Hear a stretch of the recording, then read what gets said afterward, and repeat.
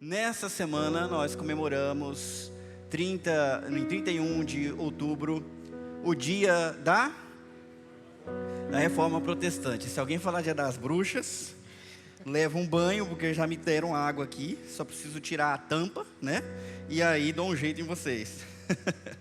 Não é o dia das bruxas, antes de ser dia das bruxas, é o dia da Reforma Protestante.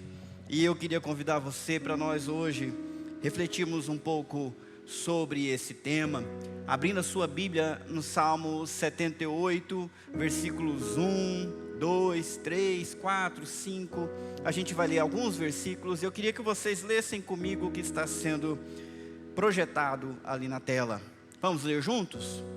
Meu povo, escute o meu ensino e preste atenção no que estou dizendo, pois falarei com vocês por meio de provérbios e explicarei os segredos do passado. São coisas que ouvimos e aprendemos, coisas que os nossos antepassados nos contaram.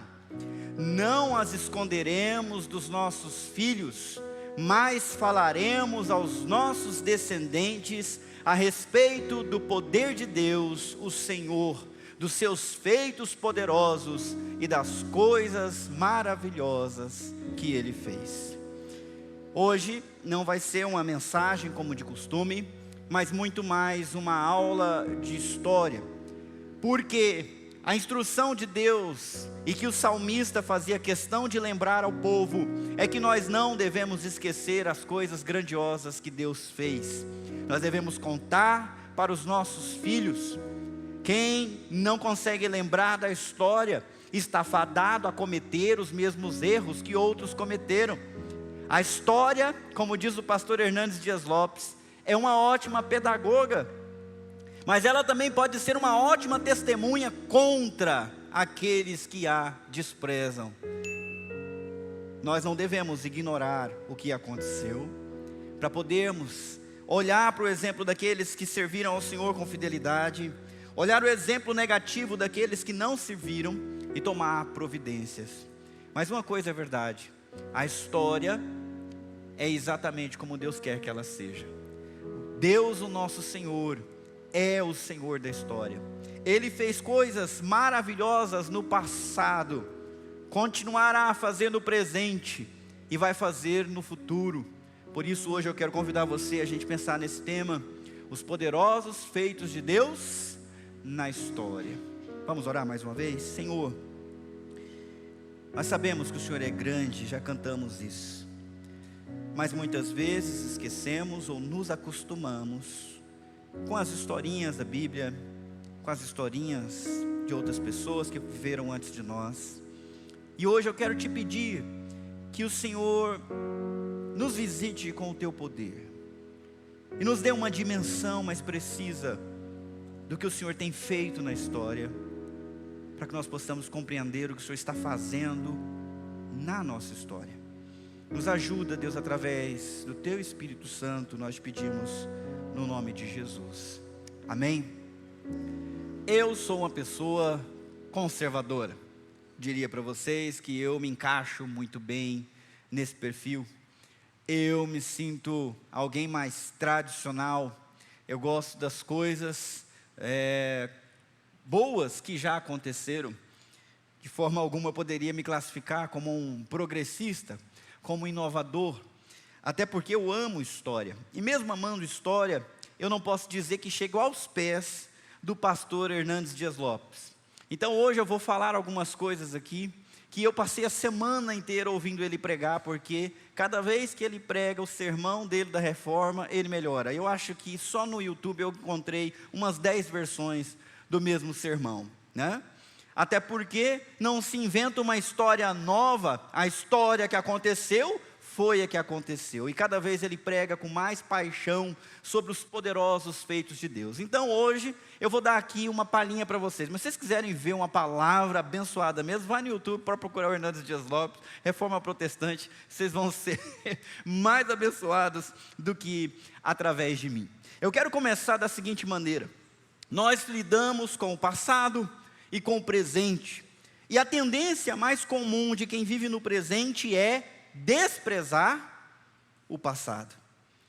Isso começa até nos filhos em relação aos seus pais, dizendo: vocês não entendem nada, os tempos mudaram, as coisas estão diferentes. Mas isso também é verdade em relação àqueles que olham para o passado na história e achar que o que ficou para lá não tem tanta importância. Isso é provado quando a gente pergunta aqui: quantos aqui gostam da matéria história? Alguns poucos levantaram a mão. Os meus filhos sofrem tendo que estudar história, e olha que o Levi tem facilidade. Ninguém quer saber o que aconteceu, o povo está mais preocupado com o que vai acontecer. Está mais preocupado com o que eu faço agora, não o que as pessoas velhas viveram no passado, fizeram ou deixaram de fazer. Há um desprezo quanto à história, há um desdém do passado. E há com isso uma falha em perceber o que Deus já fez na história passada de sua igreja. A tendência mais comum das pessoas é abraçar o presente, é dizer: nós é que sabemos viver, nós é que temos clareza das coisas, nós é que temos entendimento, muito mais do que os outros que viveram antes de nós. Essa é a tendência. Achar que nós temos mais conhecimento, mais inteligência, mais sabedoria do que todos os outros. Isso começa cedo. 10, 11 anos a criança já começa a achar isso aí em relação ao seu pai. E não para por aí. Às vezes até o aluno que está lá para aprender com o professor acha que sabe mais que o professor. Acha que sabe mais do que aquele que já está careca, ou daquele que está com seus cabelos brancos. Infelizmente, meus irmãos, nós vivemos numa época onde há uma grande arrogância daqueles que vivem, especialmente em relação ao passado. Mas há um outro problema para quando a gente olha para o passado.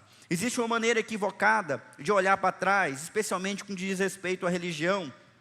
É que achar que o passado tinha uma qualidade ideal ou perfeita. Porque em nenhum momento da história a história foi perfeita.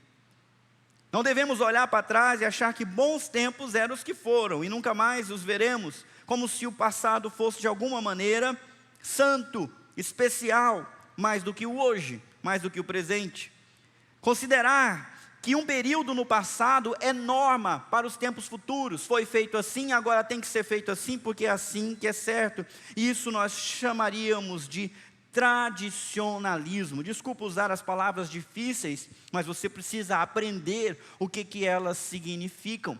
Tradicionalismo é aquela pessoa que valoriza a religião do passado. Quando eu fiz o meu trabalho de conclusão de curso no seminário, eu trabalhei e eu encontrei uma frase muito interessante que diz: tradicionalismo é a fé morta dos que estão vivos, que acreditam nas coisas que não faz diferença nenhuma, é só tradição, é letra morta. Agora, tradição é a fé viva dos que já morreram. Há algo na vida daqueles que passaram que nunca vai morrer. Há algo no testemunho que eles deram que nunca vai acabar. E é isso que eu convido vocês a prestar atenção. Não ao tradicionalismo, mas à tradição, à fé viva daqueles que viveram antes de nós. A outra opção é se abrir para o presente. É achar que o novo pede novas respostas. Que as coisas do passado aconteceram no passado e não tem mais nenhuma importância para o presente. E nós devemos criar algo novo para o novo.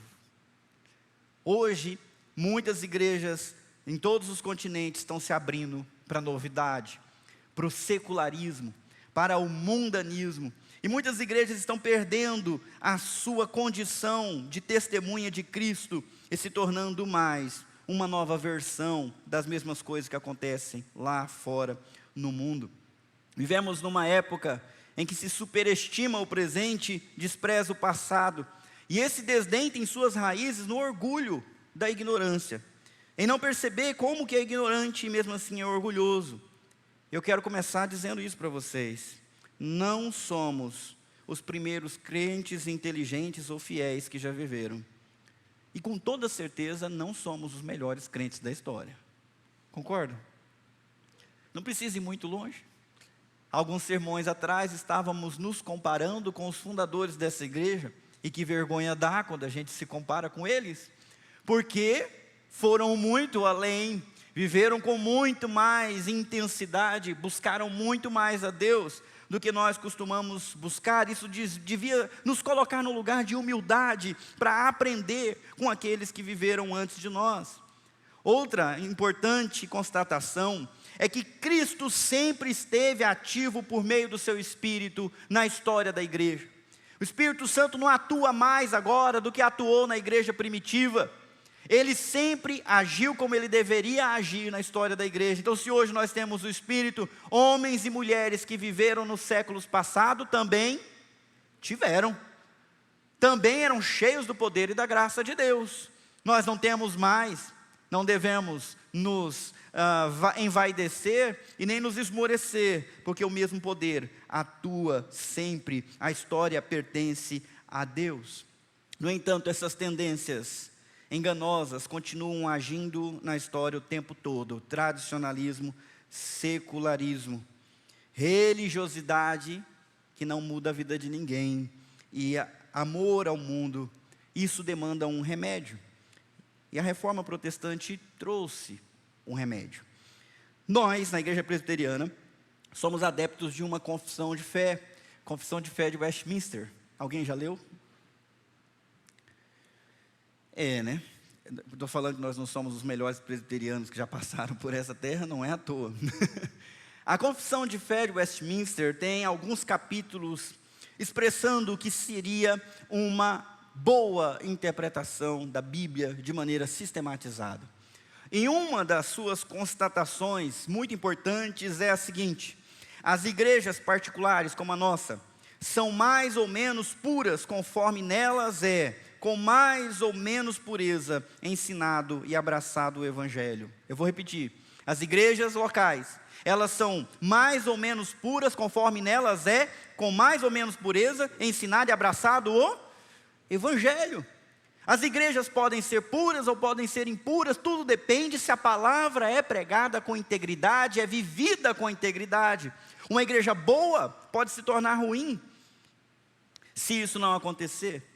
Em outro capítulo ela diz: as igrejas mais puras debaixo do céu estão sujeitas à mistura e ao erro. Algumas têm degenerado ao ponto de não serem mais igrejas de Cristo, mas sinagogas de Satanás. Não obstante, haverá sempre sobre a terra uma igreja para adorar a Deus, segundo a vontade dele mesmo. Já aconteceu no passado, pode acontecer no presente, por isso nós devemos olhar para a história. Logo que a igreja reformada surgiu, uma frase se tornou muito comum entre os crentes evangélicos protestantes: igreja reformada sempre se reformando. Você pode repetir comigo? Igreja reformada sempre se reformando. Por quê? Porque a tendência para o tradicionalismo e a tendência para o secularismo. Então ela precisa ser sempre estar num processo de voltar à forma original, de não se amoldar ao mundo, mas se amoldar cada vez mais à palavra de Deus. A igreja não deve ter a minha cara, a igreja não deve ter a tua cara, a igreja não deve ter a cara que as pessoas acham que a igreja tem que ter, a igreja tem que ter a cara que Deus diz que ela deve ter. A igreja não deve se portar do jeito que as pessoas vão se sentir menos confrontadas e ofendidas. Ela deve ser cada vez mais fiel, santa, pura e obediente à palavra de Deus. Mas a história do povo de Deus não começou com a igreja, começou muito antes. Vocês estão vendo ali em cima uma linha do tempo, até a cruz, até o nascimento de Cristo, a morte e a ressurreição, nós chamamos de antes de Cristo. Vocês sabem o que significa ser antes de Cristo? Após o nascimento de Cristo, nós chamamos de depois de Cristo. Então a cruz, ou a vida de Cristo, dividiu a história em antes e depois. Se aconteceu antes de Cristo, a gente fala, foi 2 antes de Cristo, foi 30 antes de Cristo, foi 40 antes de Cristo. O mundo, ou Abraão, existiu sei lá quantos mil anos antes de Cristo. Mas depois que Jesus nasceu, a gente começa a contar ano 1 depois de Cristo, ano 2 depois de Cristo, e assim nós chegamos ao ano 2024 depois de Cristo. Antes de Cristo teve mais história do que nós temos até hoje. Passou mais tempo. desde a criação, do gênero humano, a queda e a relação cortada entre Deus e a humanidade, muita coisa aconteceu. Muita coisa aconteceu com pessoas de carne e osso, como eu e você. Com poucas exceções, né? Eles costumavam viver um pouquinho mais. Essa semana a gente cantou parabéns para a avó da Carol, bisavó dos meninos. E ela estava animadamente batendo palma e dançando, enquanto o povo cantava para ela, parecia uma criança. 95 anos. A celebração foi numa churrascaria. E a velhinha mandou ver. Tinha bolo e tinha tudo. A gente já fica até impressionado, 95 anos. Pelo jeito, eu acho que eu vou embora antes, a Carol fica de semente, porque o DNA lá é diferente. É uma alegria participar disso. A mãe dela, até pouco tempo, ainda estava conosco, morreu de repentemente aos 105, né? Delícia viver muito, mas naquela época as pessoas viviam muito mais. Mas mesmo assim, era uma vida desconectada de Deus. Eram poucas as pessoas que temiam a Deus e buscavam a Deus. Dá para contar no dedo? Na época de Noé, não havia ninguém. Apenas Noé andava com Deus. Os restos, todos os outros habitantes da terra amavam o pecado, amavam o sucesso, amavam a riqueza, amavam o casamento, queriam a felicidade. Viviam para celebrar as coisas boas desse mundo. Por 100 anos Noé construiu uma arca dizendo: isso aqui vai acabar. Deus se cansou da corrupção humana. Todo o interesse humano é corrompido pelo mal. Ele vai destruir isso debaixo de água. Ninguém acreditou na mensagem. Por 100 anos as pessoas continuaram fazendo o que costumava fazer, até que no dia que Deus fechou a porta da água, abriram-se as comportas do céu, abriram-se as comportas da terra, e por 40 dias a água jorrou por tudo quanto é lado. E todos foram pegos na sua incredulidade. Só aqueles que estavam dentro da arca foram salvos, e Deus resetou a história da humanidade, começando de novo com Noé, a sua esposa, seus 3 filhos e as suas esposas. De maneira que toda a humanidade vem desses 3. E Deus fez uma aliança: vocês devem temer a mim, vocês devem me respeitar, vocês devem respeitar a vida, tanto do ser humano quanto dos animais. Mas não adiantou muito, porque algumas gerações depois já estavam construindo uma torre para chegar até os céus e fazerem o seu nome famoso, e esqueceram de obedecer os mandamentos de Deus, de encher e multiplicar a terra. E é sempre um drama a relação desse Deus com um povo, a humanidade perdida. Toda a humanidade devia ter sido destruída, deveria ser destruída, mas Deus começou um plano de salvação. Ele escolheu, dentre os idólatras mesmo, um homem chamado Abraão, que morava lá na região do Iraque hoje, e disse: sai da tua terra, da tua parentela, vem para uma terra que eu te mostrarei.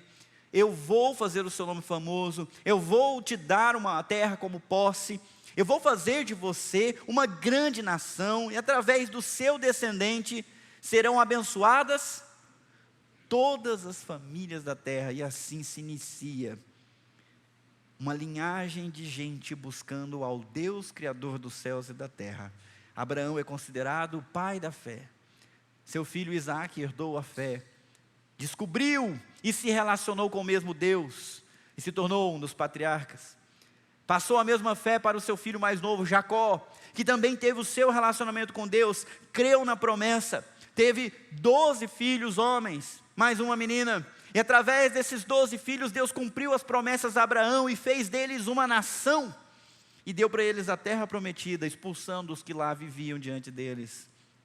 E Deus começou um projeto com um povo que recebeu uma lei, que recebeu liturgia para adorar a Deus do jeito certo, um povo que recebeu simbologia para expressar a corrupção do pecado e como que atrapalhava a relação com Deus.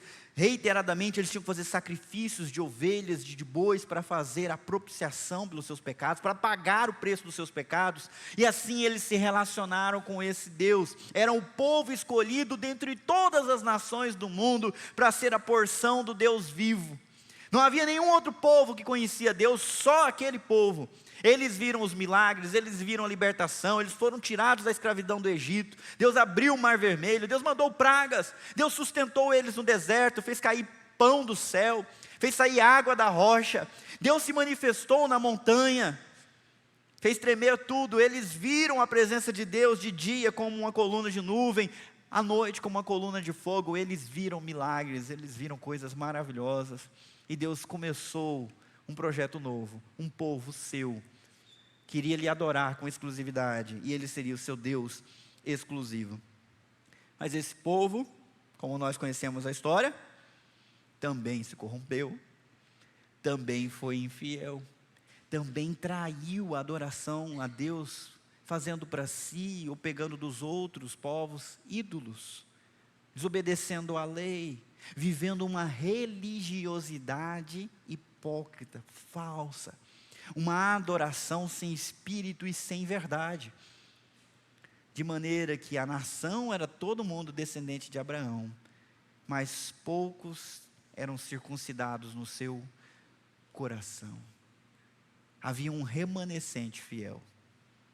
Isso vai diminuindo na história, até chegar no único exemplar, o servo sofredor, aquele que seria o homem perfeito, e que mesmo tendo nascido de mulher, não cometeria pecado algum, e seria aceito como um sacrifício vivo, como substitutivo do povo para a salvação desse povo.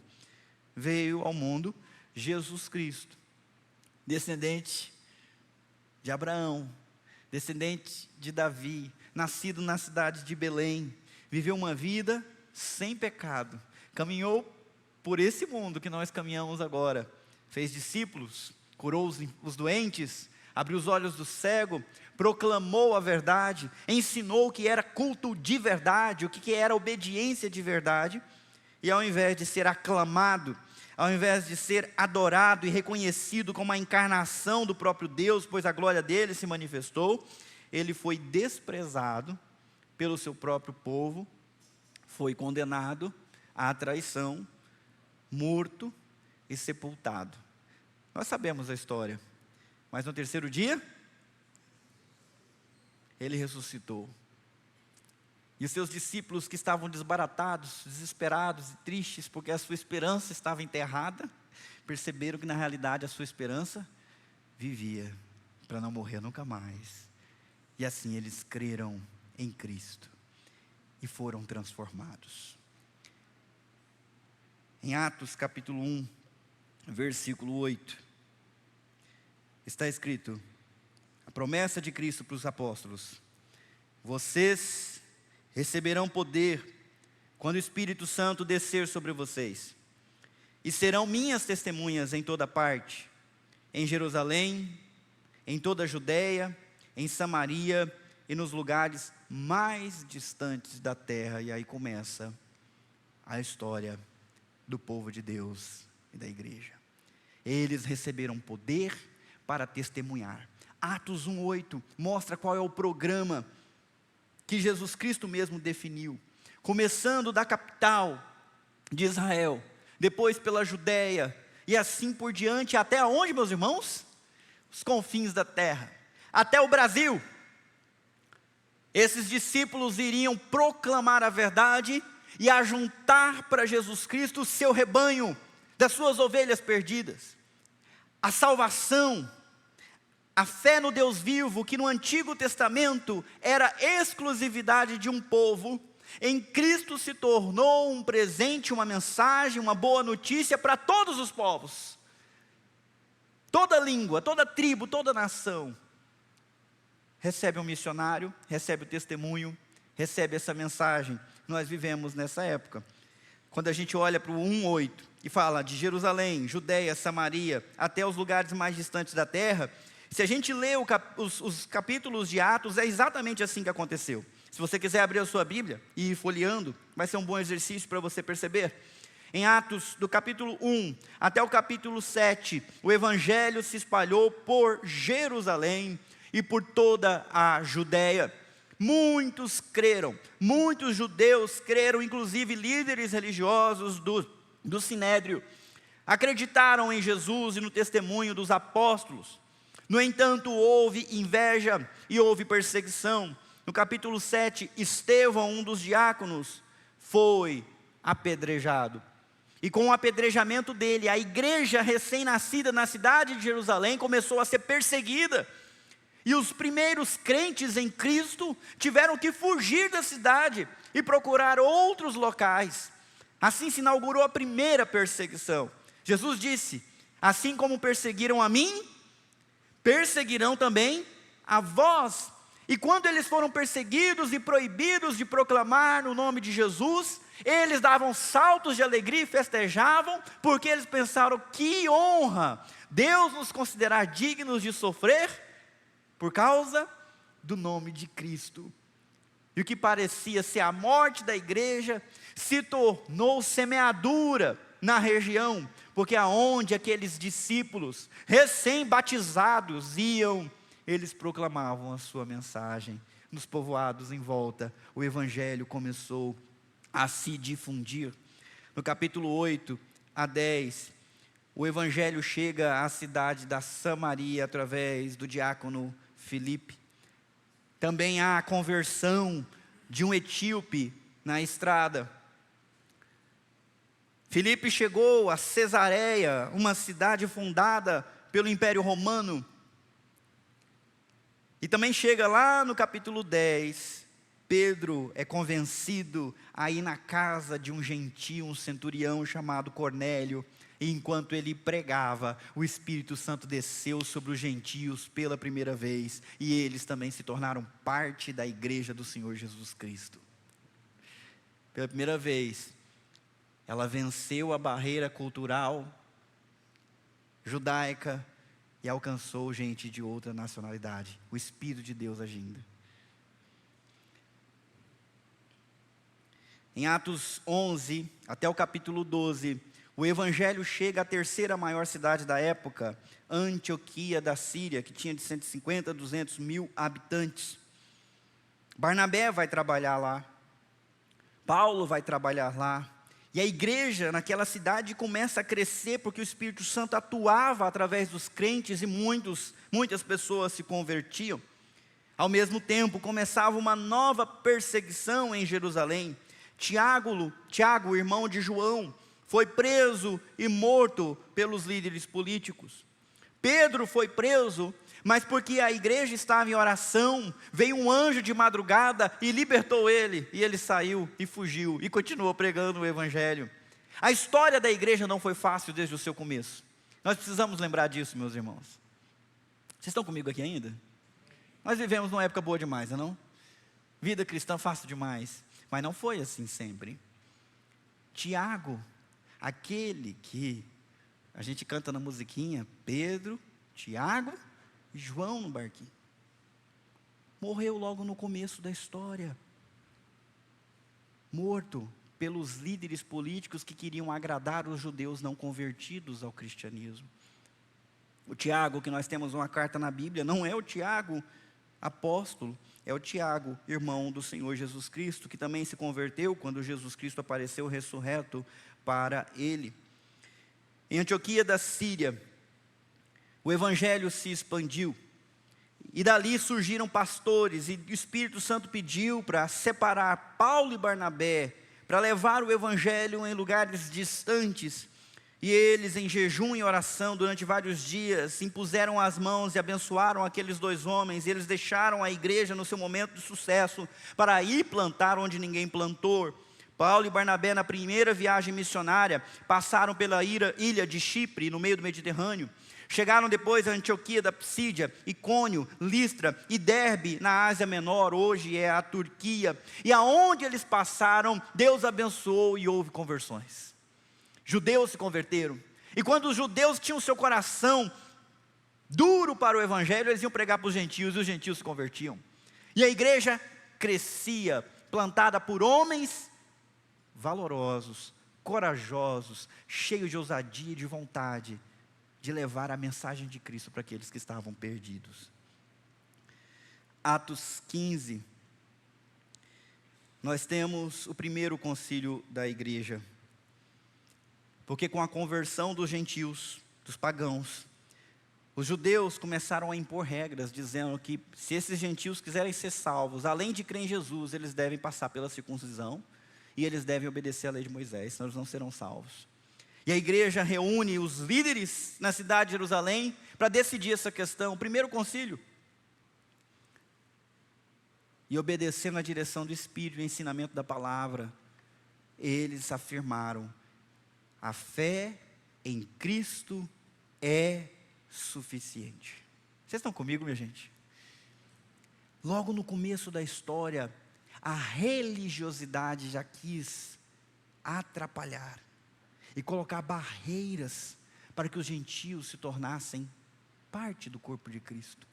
Logo no começo, dentro da liderança, já começou a ter desvio doutrinário, imposição de doutrinas que não serviam mais, que apontavam para Cristo e que foram cumpridas em Cristo. Felizmente a decisão correta foi tomada, cartas foram mandadas para as igrejas, e quando as cartas chegaram, os gentios celebraram, porque eles foram aceitos como parte do povo de Cristo através da fé e não através das obras. Coisa maravilhosa. Em Atos 16 até o capítulo 18, a segunda viagem missionária de Paulo. Dessa vez o Espírito Santo conduziu para a região da Macedônia, e ele pregou numa das cidades mais importantes daquela região, a cidade de Filipos. Depois, lá na cidade de Filipos, ele não tinha sinagoga para pregar, ele foi pregar onde as pessoas se reuniam para orar. Enquanto ele pregava, diz a Bíblia que o Espírito Santo abriu o coração de uma mulher chamada Lídia, para ela crer na mensagem, e ela creu, e levou os apóstolos para sua casa, e na casa dela se fez uma igreja. Quem abriu o coração dela, meus irmãos? O Espírito Santo. E assim começa a igreja de Filipos. Nós temos uma carta na nossa Bíblia, escrita por o apóstolo Paulo aos Filipenses. Faz sentido agora? Quem está, nossa, não sabia que é, pois é. Foi assim que aconteceu. Essa carta foi escrita por uma igreja no meio de um mundo pagão, pervertido, corrupto, mas que entregou o seu coração para Jesus, para andar no caminho de Jesus Cristo, seguindo os seus ensinamentos. Era a igreja incipiente, brotando, enfrentando os desafios, precisando de carta, precisando de pessoas pregando para eles. A mesma coisa aconteceu em Tessalônica, depois em Bereia, em Atenas e em Corinto, cidades importantes do Império Romano naquela época. No Atos 19 até o capítulo 20, nós temos a terceira viagem missionária de Paulo, onde ele revê as cidades. Ele passa pela cidade de Éfeso e depois repassa pelas igrejas da Macedônia e da Grécia. E do capítulo 21 a 28, nós temos a última parte de Atos, onde Paulo resolve viajar para Jerusalém, para levar uma oferta para os crentes que estavam passando necessidade, porque naquela época, a época de Cláudio, houve uma grande fome, e os crentes gentios e gregos fizeram ofertas para salvar e sustentar os crentes judeus de Jerusalém. Olha isso, como diz o ditado, o mundo dá a volta. Não é? Vocês estão comigo ainda? É muita história para pouco tempo. Vocês vão conseguir acompanhar até lá? Paulo foi preso, e o Sinédrio queria a morte dele, porque ele antes era perseguidor da igreja, ele agora é plantador de igreja. E por 2 anos ele ficou na cidade de Cesareia. E os judeus pediram que ele fosse transferido de volta para Jerusalém, na intenção de matá-lo no caminho. E ele, ciente daquela trama, apelou para César. E para César ele foi. Foi ser julgado pelo imperador romano, na capital do Império Romano, Roma, que era o sonho dele, pregar em Roma. Pregou, preso. Pregou para os soldados que ficaram amarrados nele durante alguns anos. Foi assim, meus irmãos. Atos termina em capítulo 28, mas a história não termina, porque a história da igreja, me ajudem, continua. É um livro que não tem fim, simplesmente para. Porque essa história continua em nós hoje. Mas antes de chegar a nós hoje, eu queria convidar você a pensar na história da igreja dividindo em 3 grandes períodos. O primeiro período, os primeiros 5 séculos, primeiro ao 5º século, é conhecido como o período da patrística, ou dos pais da igreja. Alô? Fala comigo, patrística. Olha que bonito. Pais da igreja. Por que pais da igreja? Porque nesses primeiros séculos foram influentes aqueles que foram discípulos de Cristo, ocularmente, sabe? Ao vivo, e os discípulos deles. Essas pessoas influenciaram a igreja, dando um ensinamento de primeira mão. Os evangelhos foram escritos, as cartas foram escritas, muitos homens de Deus surgiram e lideraram e serviram a igreja de Cristo com o fundamento que eles receberam dos apóstolos e a pedra angular que era Cristo. Não foi um tempo fácil, porque na época de Jesus já houve perseguição contra os judeus, especialmente depois da morte dele. A cidade de Jerusalém caiu no ano 70 depois de Cristo. Felizmente, a maioria dos cristãos já tinham fugido dali, alertados pela mensagem profética de Jesus em Mateus 24. Na época de Cláudio, houve uma fome muito grande na terra, e Cláudio expulsou os judeus de Roma, fazendo com que Priscila e Áquila fossem morar na cidade de Corinto, porque eles eram judeus, mas eram convertidos ao cristianismo. A história continua. Nero incendiou Roma no ano 64 e culpou adivinha? Os cristãos. E começou uma perseguição contra eles. Muitos foram mortos, porque dos 14 bairros de Roma, só 4 ficaram de pé. O resto tudo foi queimado. Porque ele quis queimar, porque não estava aguentando mais a dor de cabeça que era cuidar daquela cidade, com mais de 1 milhão de habitantes naquela época. Perseguição. Depois dele vem um outro imperador chamado Domiciano. Domiciano exilou João na ilha de Malta. João era o último apóstolo vivo. Todos os outros já tinham sido perseguidos e mortos. João estava vivo ainda, velhinho. Esse Domiciano mandou ele ficar na ilha. Ele não vai pregar para ninguém. Ele não vai falar de Jesus para ninguém. Nós vamos acabar com esse cristianismo no ninho. O que aconteceu na ilha de Malta? No dia do Senhor, João estava de pé, os céus se abriram, e Jesus se manifestou para ele, e trouxe uma revelação para ele, que nós conhecemos como Apocalipse. É o último livro da Bíblia. O imperador Domiciano tinha uma agenda, Deus tinha outra. E nós temos o livro de Apocalipse, que nos revela o que está acontecendo nos nossos dias. Depois de Domiciano, nós temos um outro imperador que perseguiu os cristãos, Sétimo Severo. Sétimo Severo lançou um decreto proibindo a conversão ao cristianismo. Era proibido crer em Jesus. Se você se converteu, você estava enrascado, porque era proibido se converter. Imagina isso. Vocês acham pouco? Depois dele teve um outro chamado Décio. Décio queria acabar com o cristianismo, promovendo uma apostasia. E para fazer com que os crentes negassem a sua fé, ele torturou muitos cristãos, homens e mulheres, jovens e crianças foram torturados para negar a fé em Cristo. Milhares de cristãos caíram sob o poder de Décio. Mas ainda tem um pior. Diocleciano. Diocleciano inaugurou a perseguição mais severa e mais sistemática contra os cristãos. Ele promoveu a destruição em massa dos textos bíblicos, aonde se encontrava qualquer cópia de qualquer livro do Evangelho, de cartas pastorais, epístolas, qualquer, aonde se encontrava uma cópia, ele queimava. Eu não trouxe minha Bíblia para cá, mas eu acho que ele não conseguiu, né, meus irmãos? Acabar com todas. Nós temos muitos manuscritos desde aquela época. Deus preservou, apesar dessa perseguição. Além de destruir os textos bíblicos, ele também colocou na prisão todos os líderes cristãos que ele pôde encontrar. E dali ou eles saíam leprosos, ou saíam para ser martirizados, mortos. Essa foi uma época terrível para ser cristão. Os crentes se reuniam escondidos nas catacumbas de Roma, onde eram colocados os corpos dos mortos. Ali, no meio do fedor fétido de carne decompondo, era onde os cultos aconteciam em segredo, aonde o povo de Deus adorava ao Senhor com hinos e cânticos, aonde a palavra era ministrada, como se fosse um crime. Tempos difíceis, muitos foram mortos.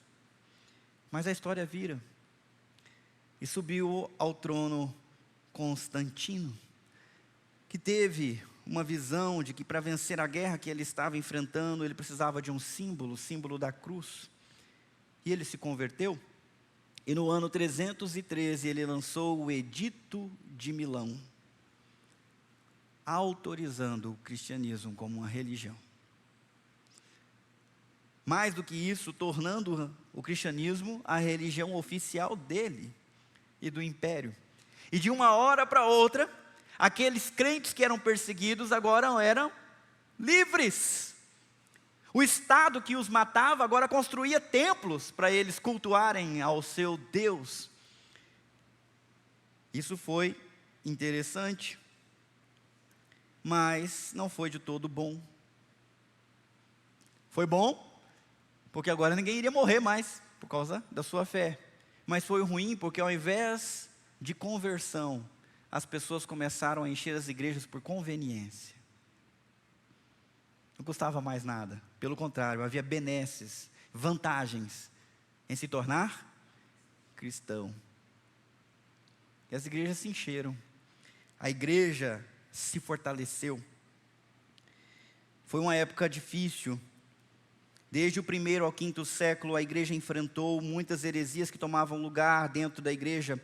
Por exemplo, a doutrina de Cristo. Do 1º ao 5º século, essa doutrina foi atacada. Como os gregos acreditavam que a matéria é má e o espírito é bom, então Jesus não pode ser Deus. Se ele é homem, como estão dizendo que ele é homem, ele não pode ser Deus. Então teve que ter mais uma vez um concílio, e os homens e mulheres de Deus que tinham os registros, que estudavam, que tinham inspiração de Deus, vieram e disseram: não, Jesus é Deus, é luz de luz. Ele é Deus sim, mas mais uma vez a doutrina de Jesus Cristo foi atacada. Alguns diziam, então, se ele é Deus, ele não podia ser homem. Ele era uma manifestação de Deus, mas não um homem. Então, mais uma vez, teve um concílio para dizer, não, Jesus era homem, homem de verdade, andou com a gente, comeu e viveu com a gente. E aí puxaram demais o equilíbrio para cá, então Jesus é homem, então se ele é homem, ele não era Deus. Aí tiveram que fazer mais um concílio para dizer, Jesus era 100% homem, 100% Deus. Nós temos isso até hoje. Mais uma das piores aconteceu no Sínodo de Cartago, onde surgiu um pregador chamado Pelágio, que pregava que todos eram tão livres quanto Adão. Assim como Adão tinha livre-arbítrio, todo mundo tem livre-arbítrio. E precisou ser vencido por o líder de Hipona, Agostinho, que comprovou que nós não somos como Adão. Diferentes de Adão, nós nascemos no pecado. Nós somos escravos do pecado. A nossa escolha foi deturpada pelo pecado. Os nossos desejos, nossos sentimentos. O homem não é livre, mas precisa ser liberto pela fé em Jesus Cristo. Jesus Cristo é que livra o homem da morte e do pecado. Tudo isso aconteceu nesse período. Período da Cadê o nome do período? Patrística, engasgou com tria. Patrística. Patrística, você lembra do São Paulo? É tricampeão mundial. Patrística, olha aí. Patrística. Mas esse tempo ficou para trás. Depois que o cristianismo se tornou religião oficial do império, o cristianismo se fortaleceu, a igreja se fortaleceu. Havia naquela época grandes polos de pensamento cristão, que eram as 5 maiores cidades da época: Jerusalém, Constantinopla, Roma, Alexandria e Antioquia da Síria. Em cada uma dessas havia líderes, liderando a igreja que crescia e se fortalecia.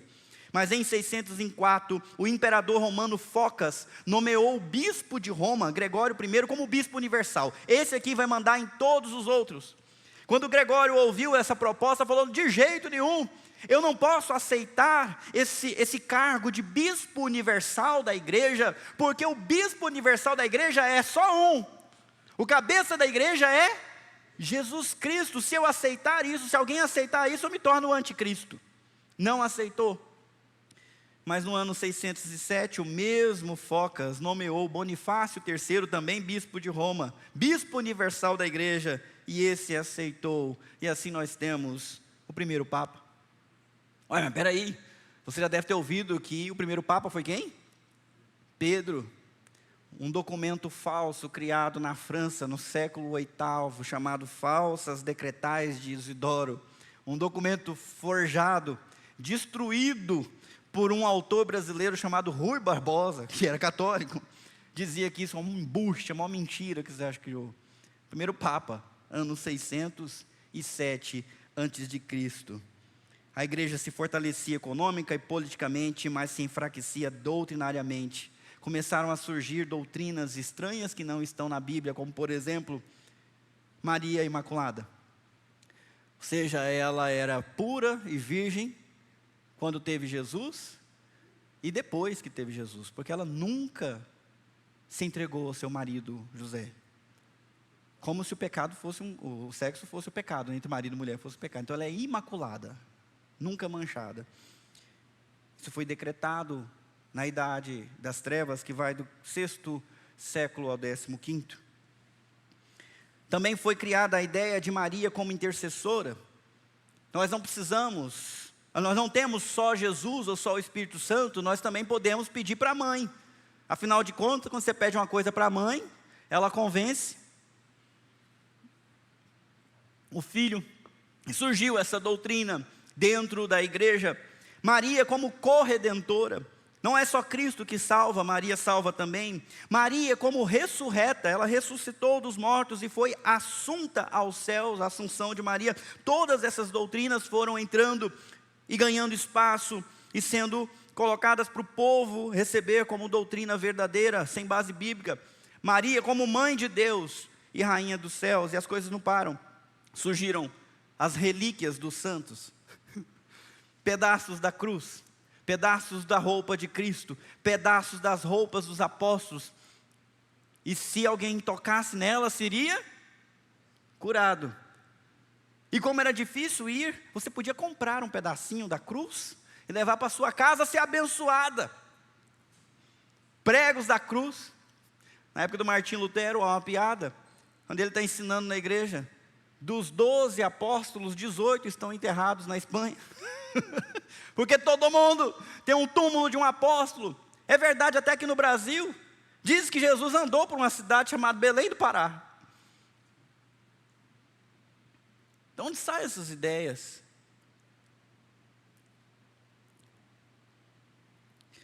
Surgiu a hóstia, a ideia do purgatório. Porque se alguém não compensou as más obras com boas obras o suficiente, com penitência o suficiente, ele ainda tem uma chance. Ele vai para um lugar no meio do caminho. Não é o céu, não é o inferno. Mas nesse lugar ele sofre para pagar o que falta. Ele purga. E quando pagar o que falta, finalmente ele vai poder ir para o céu. Purgatório. Também surgiu a ideia da infalibilidade papal.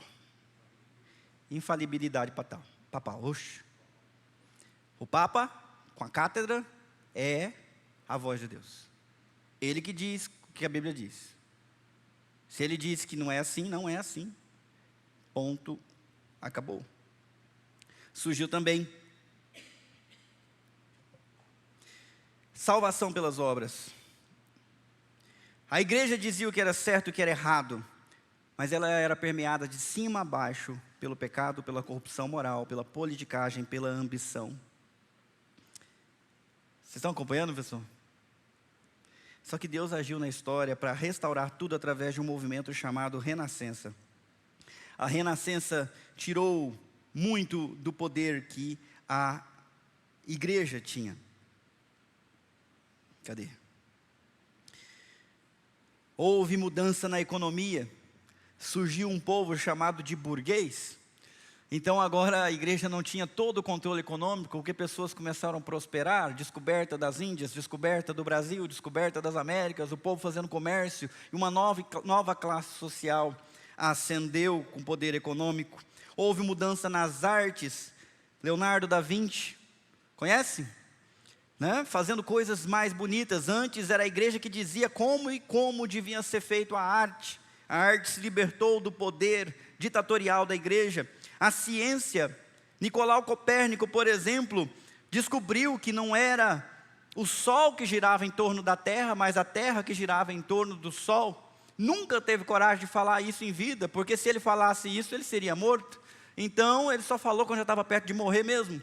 Mas o discípulo dele, Nicolau Galilei, disse que isso era verdade, que a terra que gira em torno do céu. Ele foi preso.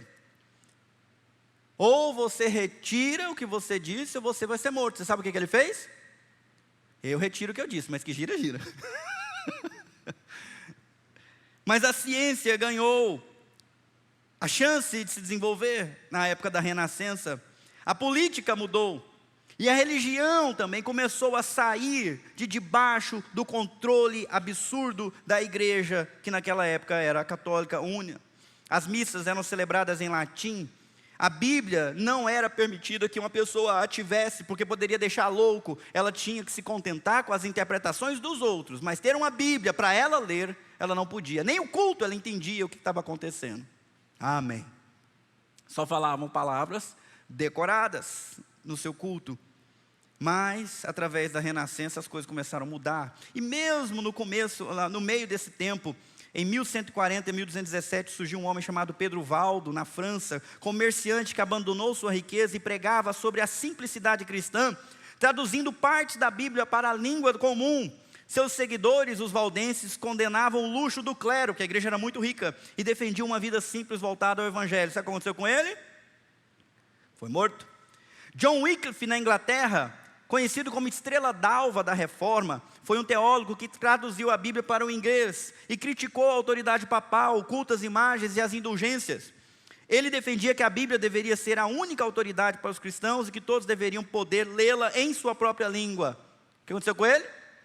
Foi morto.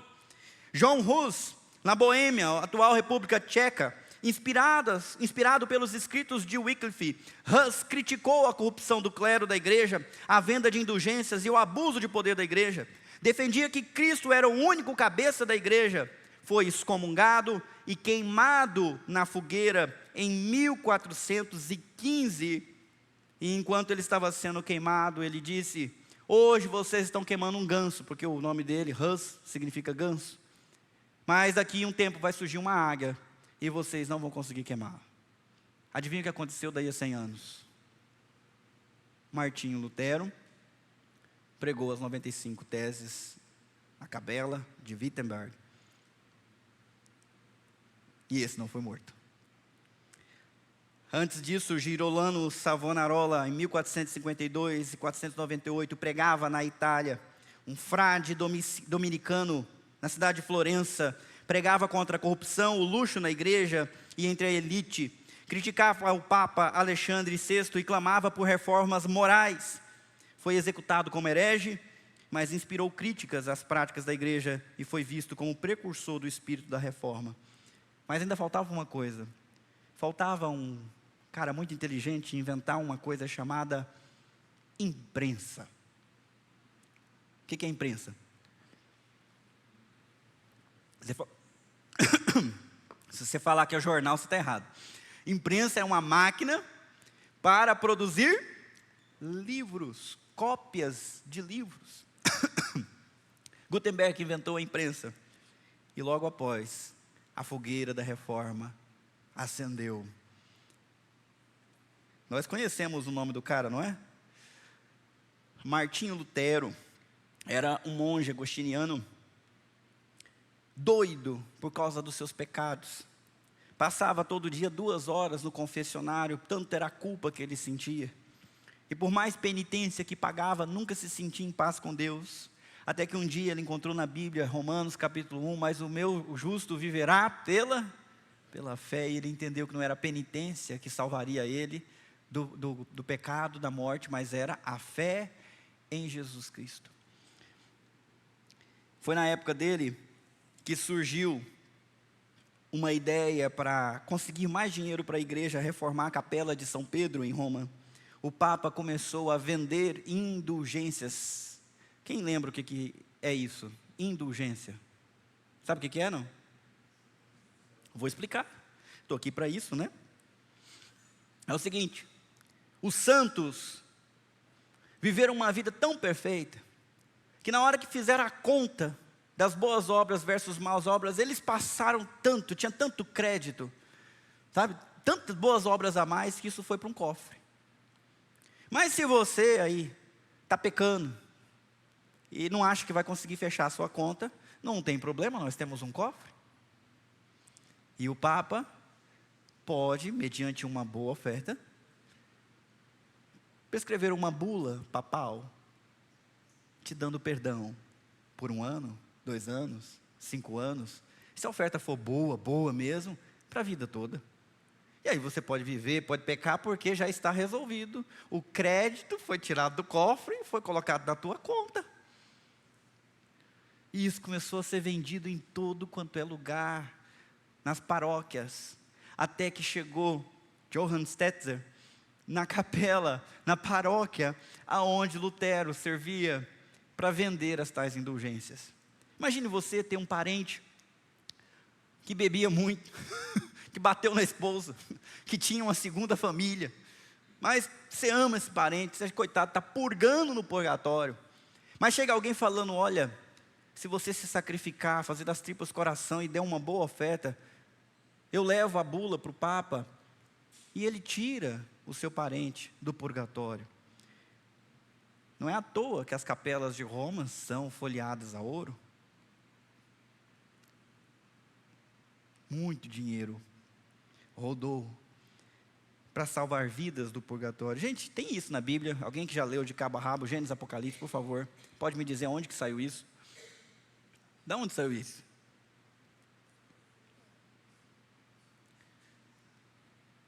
Secularismo.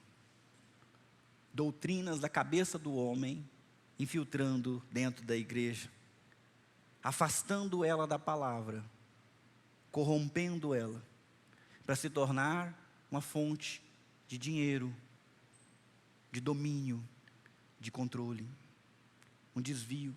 Ao invés de ser porta de salvação, a igreja se tornou um antro, um lugar difícil de se viver.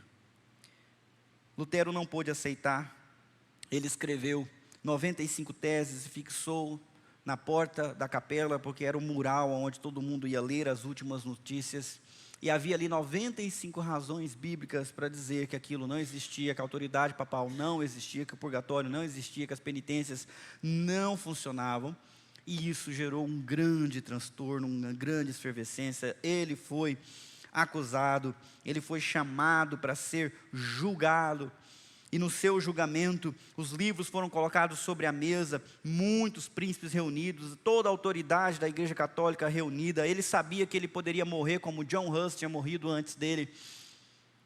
Ele tinha no seu coração a frase de Romanos, que também é repetida em Hebreus 10, o meu justo viverá pela fé.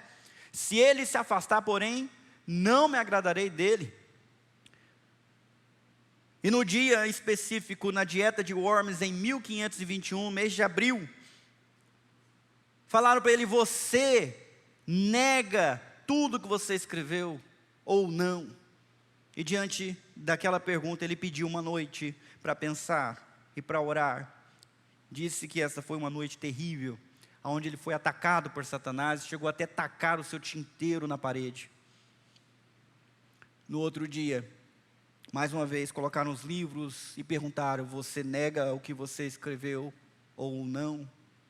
E a resposta dele foi: a menos que eu seja biblicamente convencido de que o que eu escrevi está errado, eu não nego. Porque não é prudente, não é saudável um homem ir contra a sua consciência. O que eu escrevi, e que Deus me ajuda. Vamos ler o versículo 39. mas não somos como aqueles que se afastam para a sua própria destruição. Somos pessoas de fé cuja alma é preservada. Voltando da dieta de Worms, ele foi sequestrado, não por seus inimigos, mas por aliados que o esconderam durante 10 anos num castelo. E nesse castelo ele começou a sua obra traduzindo primeiro o Novo Testamento para a língua alemã e depois o resto da Bíblia. E os alemães começaram a ter a Bíblia na sua língua. Esse movimento também foi encabeçado por um outro homem muito importante, João Calvino, que com 27 anos escreveu a maior obra sistemática da teologia, conhecido como as Institutas de Calvino. E se Lutero foi o coração da reforma, Calvino foi o cérebro. Ele desenvolveu essa obra dividida em 4 livros, baseado no credo niceno. Creio em Deus Pai, creio no Filho, creio no Espírito e creio na Igreja. Cada um dos livros tratando desse assunto.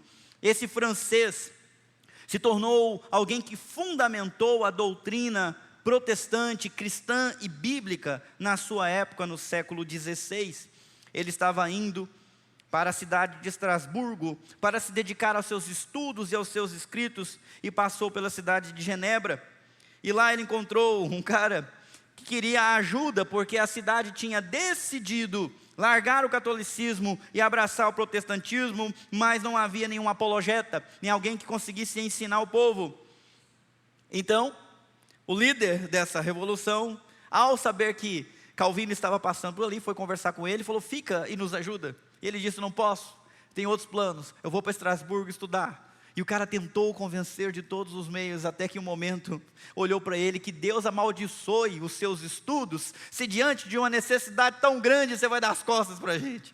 E diante dessa maldição, Calvino resolveu ficar em Genebra e promover ali uma reforma, uma estruturação da igreja diante dos princípios bíblicos, renovando a igreja. E ele serviu por alguns anos, até que ele foi expulso junto com seu anfitrião. E foi para Estrasburgo, onde casou e foi estudar. Passaram-se 2 anos, mandaram uma carta de: por favor, Calvino, volta. O negócio piorou muito depois que você foi embora. A gente precisa de você ensinando a Bíblia para a gente mais uma vez. Calvino, ele era um pregador, gente, que ele lia sem esboço. Se era no Antigo Testamento, ele lia a Bíblia hebraica e aí ensinava. Se era no Novo Testamento, ele lia em grego e ensinava na língua das pessoas. Vocês estão comigo? Às vezes vocês falam: nossa, o pastor é inteligente, o Gabriel do Josemar, o pastor sabe de história. Coitado de mim. O cara abria a Bíblia em hebraico e ensinava. Era um estudioso, cabeçudo mesmo. E olha, quem melhor desenvolveu a doutrina do Espírito Santo na história da igreja, adivinha quem é? Calvino. Calvino. Ele pregava expositivamente a Bíblia inteira. Ele começava em Jeremias capítulo 1, e só parava quando chegava no último capítulo de Jeremias. A cada culto o povo sabia exatamente de onde iria continuar o sermão. Vocês estão comigo? Assim, nós temos vários comentários da Bíblia escritos por Calvino, que eram os sermões dele que foram escritos. Vem comigo. Ele morreu com 64 anos. Se não fosse isso, nós teríamos comentários de Calvino sobre todos os livros da Bíblia. E o povo sentava todo domingo, cantava os hinos que nós estamos cantando, e ouvia a exposição da Bíblia por muito mais de 1 hora. E a cidade de Genebra floresceu. Até hoje é importante, não é? Floresceu. Você foi lá? Tem gente que vai lá. Aí, ó. Cidade rica, né? Hoje em dia, mas os fundamentos começaram com Calvino. Além dele, tiveram outras pessoas importantes, como John Knox, Theodore de Beza. O próprio Calvino mandou missionários para o Brasil, vocês sabiam? Vieram morar aqui perto do Rio de Janeiro, mas foram traídos por Melancton. Alguns fugiram, e os que não fugiram, todos foram mortos. Primeiros protestantes em solo brasileiro foram enviados por Calvino, ainda na época, né, no início da história do Brasil, na época dos índios ainda. Quem ainda consegue me ouvir mais um pouquinho? Só para saber. Ah, bem, aula de história. Vamos embora, né? Quem falou amém com voz de homem aí? Opa, vamos lá. Isso aí. A perseguição se abateu sobre os reformados do mesmo jeito que se abateu sobre os cristãos no começo da história. Muitos foram perseguidos e mortos. Por exemplo, na França, havia uma rainha chamada Catarina de Médicis. E em 1559 ela promoveu um morticínio sobre a bênção do Papa. Esse dia, ou essa noite, é conhecida como Noite de São Bartolomeu. Nessa noite foram mortos à traição 70 mil protestantes huguenotes em uma noite. Por que foram mortos? Porque eram protestantes. Porque queriam uma igreja reformada. Porque queriam ser fiéis à palavra, à Bíblia. Mortos pela perseguição católica. Também houve a Guerra dos 30 Anos, de 1618 a 1648, entre protestantes e católicos. Uma guerra influenciada pelo Papa e pelos jesuítas. 15 milhões de pessoas morreram nessa guerra insuflada por motivos religiosos.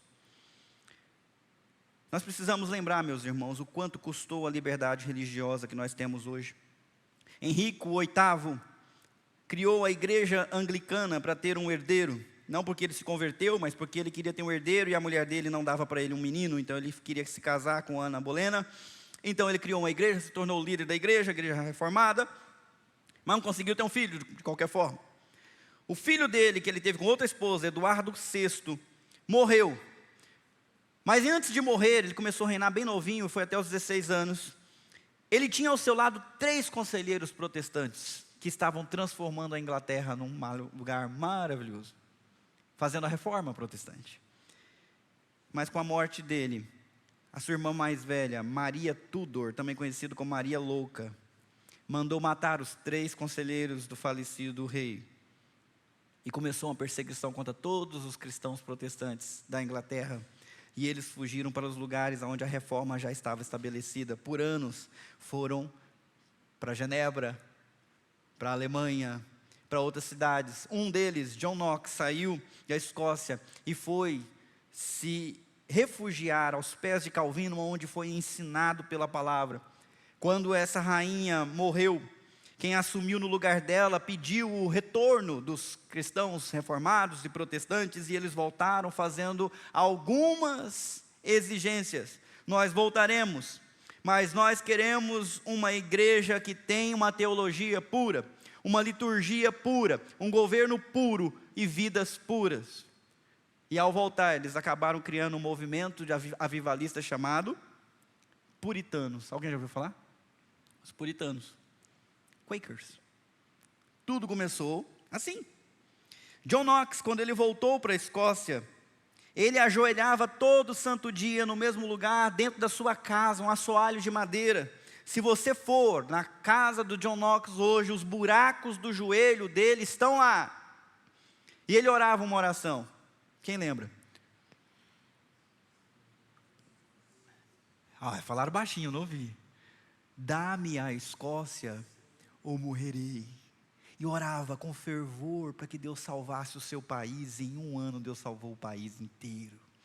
Milhares de pessoas se converteram a Cristo e começaram a seguir a doutrina pura e bíblica.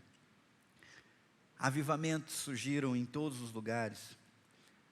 Eu não vou ter tempo de passar por tudo isso, mas novamente, meus irmãos, a igreja, por mais pura que ela seja, ela está sujeita à degradação, se ela se aproxima ou se ela se afasta do quê? Da palavra. E o que aconteceu com a igreja reformada? Surgiu um movimento chamado racionalismo, primeiro nas universidades, depois invadindo também os seminários e as lideranças evangélicas na Europa, nos Estados Unidos. Criou o autocriticismo, com a proposta de demitologizar a Bíblia. Vocês acreditam que Adão foi um homem que existiu? Isso é um mito fundante. É uma lenda para a gente ter uma ideia. Na realidade, a gente tem que juntar o relato da criação com a teoria da evolução. Isso é ciência.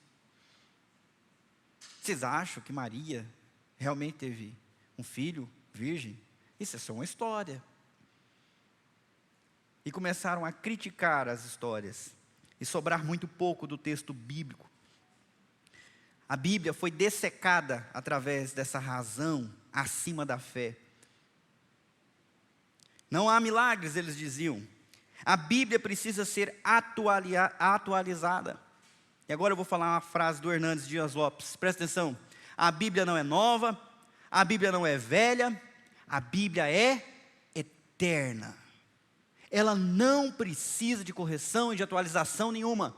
Nós é que precisamos de nos corrigir e nos amoldarmos à instrução dela. Tudo isso trouxe muitos ventos de doutrina secular para dentro da igreja, e a igreja protestante começou a morrer na Europa e nos Estados Unidos, assolada pelo movimento liberal. Mas Deus levantou homens como Charles Haddon Spurgeon para pregar na Inglaterra. Mas o que resolveu mesmo, meus irmãos, foi quando a igreja caiu de joelhos para buscar avivamento espiritual. Primeiro grande despertar nas colônias americanas, na Grã-Bretanha, no século XVIII, Jonathan Edwards, George Whitefield, John Wesley, ao invés de estarem se preparando para a celebração da passagem do ano velho para o ano novo, eles estavam reunidos em oração, e no dia 31 de dezembro, Deus visitou eles com o poder do alto. E cheios do poder de Deus, esses homens começaram a pregar. E as pessoas não tinham mais lugar nos templos, porque os salões que existiam eram pequenos. George Whitefield se reunia nas praças e nos campos. Não tinha microfone, mas ele pregava para dezenas de milhares. Não me pergunta como ele conseguia fazer isso. Pessoas perdidas no pecado, se convertendo aos montes. E a Europa refloresceu. Houve avivamento nos Estados Unidos. Houve avivamento na Coreia do Sul. Houve avivamento no país de Gales. No século XIX, houve avivamento na época de Charles Finney. Tem mais um pregador, Moody, Dwight Lyman Moody. Na época que ele pregou nos Estados Unidos, e ele colocou o país em chamas, porque aonde ele pregava as pessoas se convertiam. Até mesmo os mendigos parados nas estações ferroviárias se convertiam só com ele passando de trem.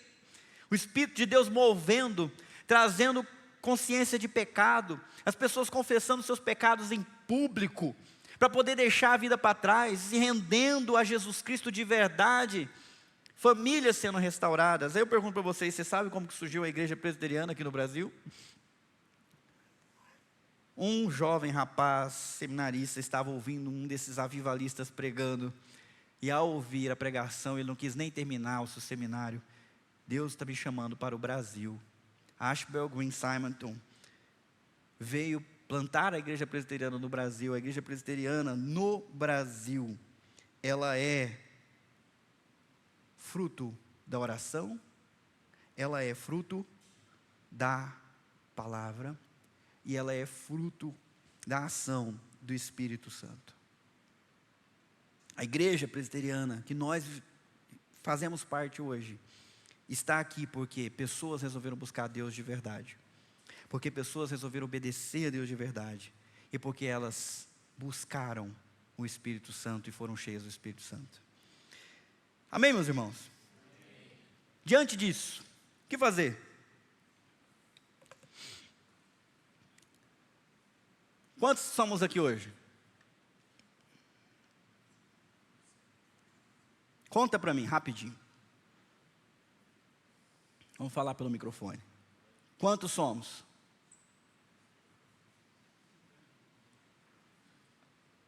$50? Eu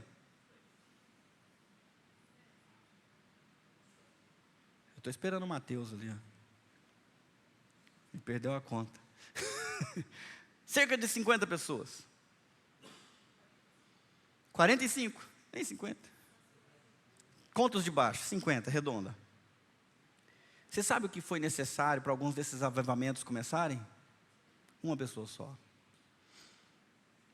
Entre os morávios, uma vez esse povo começou a uma reunião de oração que seguiu por 100 anos ininterruptamente.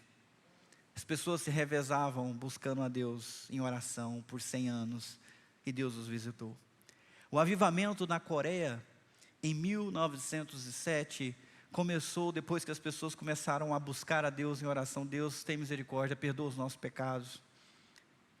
E como Deus não os ouvia, eles oravam mais, perdoa os nossos pecados.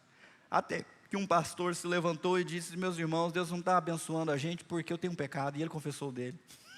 Daqui a pouco levantou outro: Deus não está abençoando a gente porque eu é que tenho um pecado. E confessou o dele. E o Espírito visitou com tanto poder a Coreia do Sul, que saiu de um dos países mais desgraçados do mundo para se tornar o que é hoje. Samsung é da onde? Lenovo é da onde? LG é da onde? É um país de maioria presbiteriana, avivados, cheios do poder de Deus, mas tudo começa com oração e com busca. Eu queria que você, meu irmão, se sentisse desafiado. Nós vivemos em tempos extremamente difíceis de novo. Agora nós já temos igreja dizendo que o homossexualismo que a Bíblia condena é diferente do homossexualismo praticado nos nossos dias. Então a Bíblia precisa ser atualizada. A igreja deles. E enquanto isso, muitas vezes nós estamos acomodados. Pessoas pagaram caro pela tradição que nós temos hoje, pela história que nós temos hoje. E se nós queremos deixar uma herança para os nossos filhos, para os nossos netos, se Jesus não vier, nós também devemos pagar o nosso preço. E eu louvo a Deus, porque muitos de vocês têm ouvido o apelo. Tinha mais gente na escola dominical hoje, glória a Deus. Tinha mais gente na reunião de oração na segunda-feira, glória a Deus. Então eu faço apelo mais uma vez, meus irmãos, os tempos são difíceis. E nós precisamos estar cheios do poder de Deus. Nós precisamos dobrar os nossos joelhos e buscar mais e mais aqui em casa, de manhã, à tarde, à noite. Se você quer a conversão dos seus filhos, se você quer a conversão dos seus netos, se você quer um país melhor, nós precisamos que Deus tenha misericórdia de nós e nos abençoe. E como é que nós vamos conseguir isso? Dobrando os nossos joelhos diante daquele que é grandioso e falando: Deus tenha misericórdia de nós. Assim como o Senhor ouviu a oração daqueles que te buscaram incessantemente até te encontrarem, agora Deus nos dá o mesmo coração para que possamos te buscar também. Eu queria convidar você a fechar os teus olhos.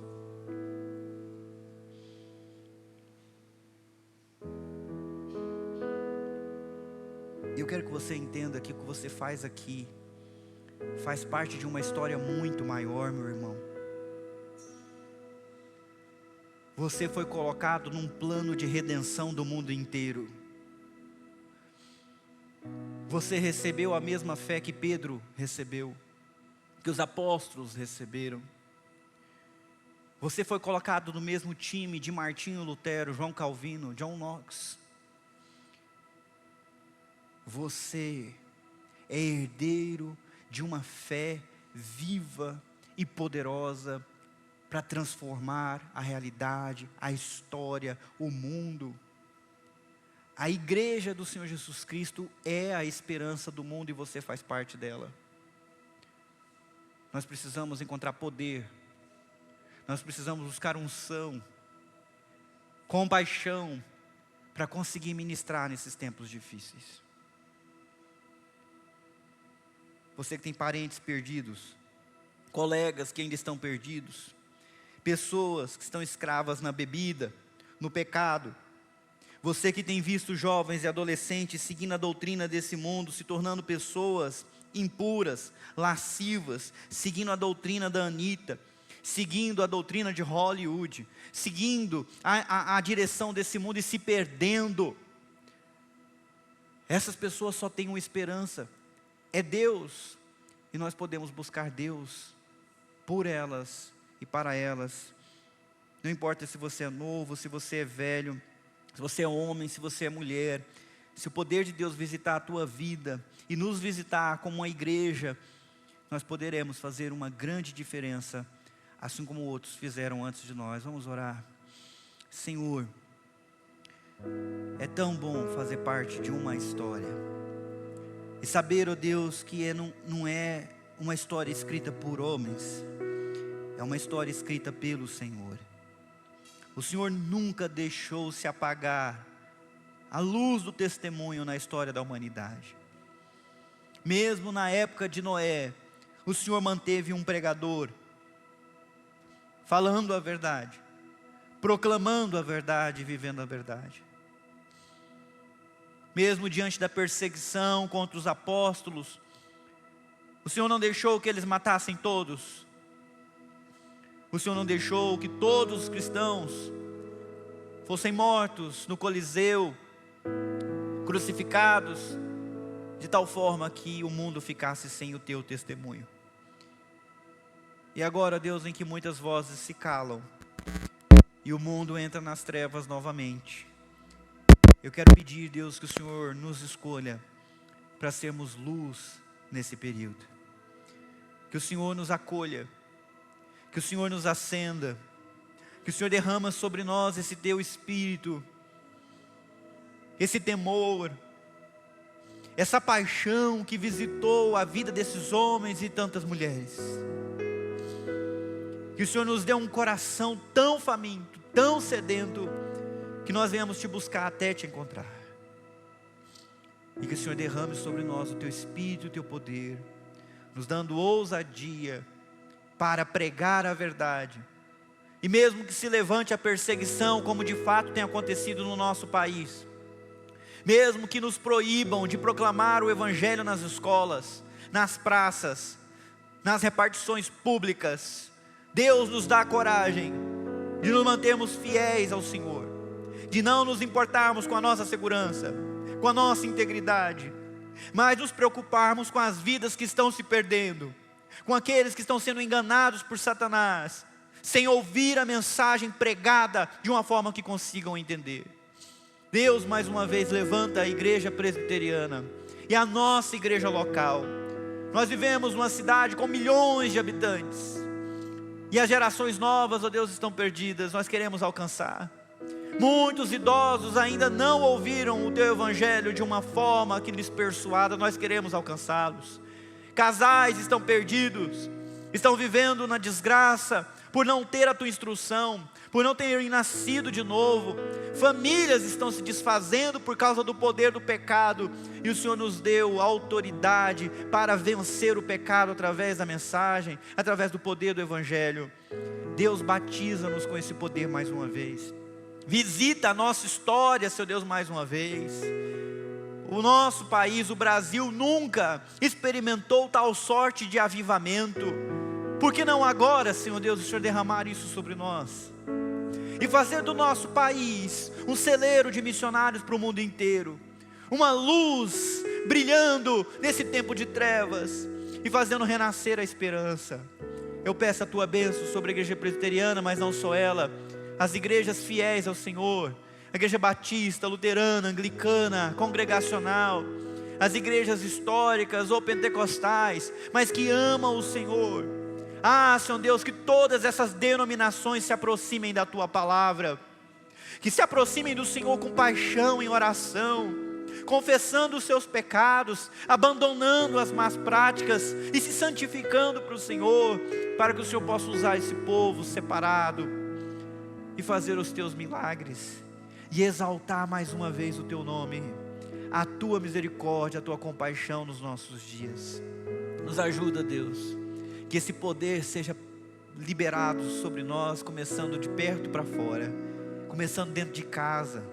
Sim, Senhor Deus, derrama o teu Espírito nas nossas casas, abençoa os nossos filhos, os nossos cônjuges, derrama o teu poder lá, ó Deus, nos ajuda a passar ilesos pelas distrações desse mundo, pelas influências desse mundo vil. Nos ajuda, Deus, a proteger os nossos filhos e ensiná-los a amar o Senhor de todo o coração, e que eles também venham se apaixonar pelo Senhor desde cedo. Até crianças o Senhor já usou para promover avivamento. Senhor Deus, faz isso em cada casa. Que venha surgir uma igreja em cada casa, em cada família. E que nós possamos encher as nossas casas com essas pessoas. Trazer pessoas para te conhecer, ó Deus, pela mão, com amor, com carinho, pregando a verdade em amor, tirando do inferno para o reino da luz. Nós te pedimos, Senhor, no nome de Jesus Cristo. Amém.